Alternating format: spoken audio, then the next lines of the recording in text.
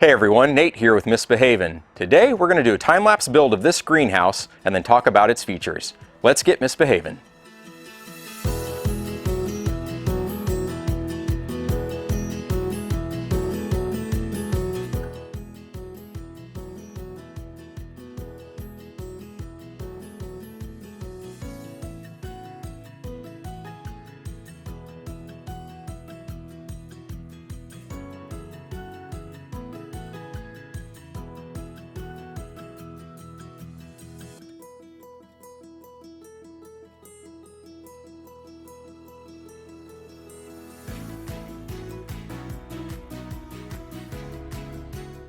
One of the requirements was that it was a temporary structure due to the city zoning. So we used a 2x8 ground contact timber frame on the base and then used 10 pressure treated stakes driven in the ground over 18 inches to secure it. That should make it basically wind hardy, and because it didn't involve concrete or any permanent foundation, it meets the zoning code of being temporary. For the skin, we covered the whole greenhouse in chicken wire to add structural support or backing for the plastic. For the plastic, we went with a roll of 10 by 100 feet, 10 mil poly. It's rated to last 3 to 5 years on a high tunnel. I'm hoping with the wire it'll last longer, but if not, we only used about half the roll. So we should be able to skin it one more time before the roll's used up. The roll was $100, so it was about $50 in skin. For ventilation, we went with a 2-window design. The south end has a window that opens outward. This allows it to draw in cold air off the bottom and prevents rain from coming in. The air is drawn in at about the level of the buckets, and then as it heats, natural convection will carry it up and out the upper window. This window opens at the top, but is constrained so that it can't open beyond the drip line of the roof and bring rain into the greenhouse. Since it's high, we had to have a way to close it. We used paracord through eyelets, brought down to within reach, and when you pull on it, the window closes. Pull on the bungee cord and paracord just a little more, and hook it through the eyelet, and the window's secure. For the roof, we went with 4 PVC roof panels, 2 opaque on the outside, and 2 clear in the center. This diffuses the sunlight entering the roof and thereby should help cut down on the amount of heat.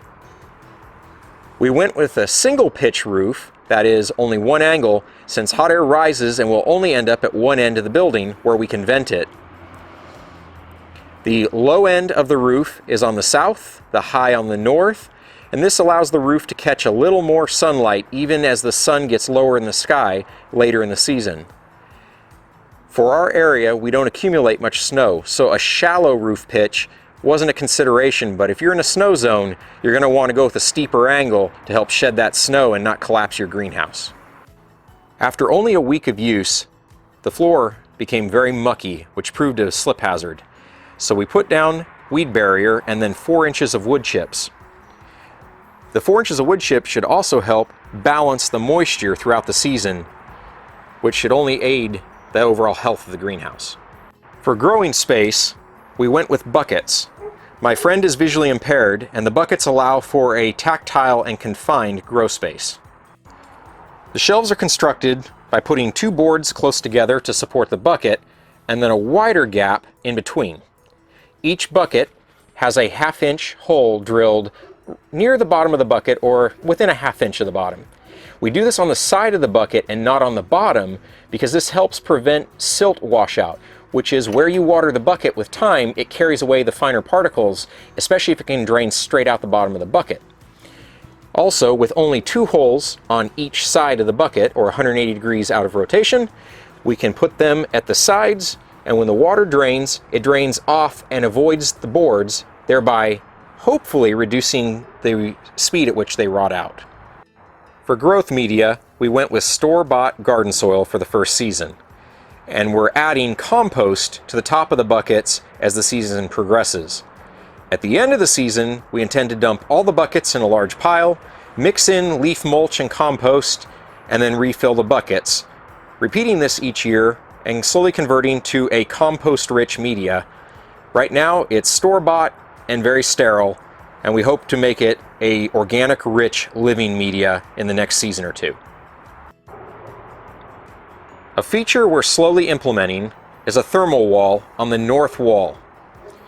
These are buckets of water with a lid. We intend to stack them at least 3 tall. As the sun shines in the greenhouse during the day, it'll slowly raise the temperature of all that water. At night, the buckets will radiate out the heat they've stored, and this should help stave off frosts deeper into the season and extend the growing period.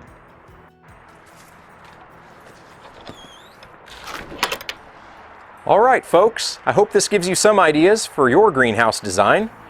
If you enjoyed the video, please give it a thumbs up. If you want to see more like it, subscribe to the channel. We release videos about every 2 weeks in the line of DIY farming and homesteading.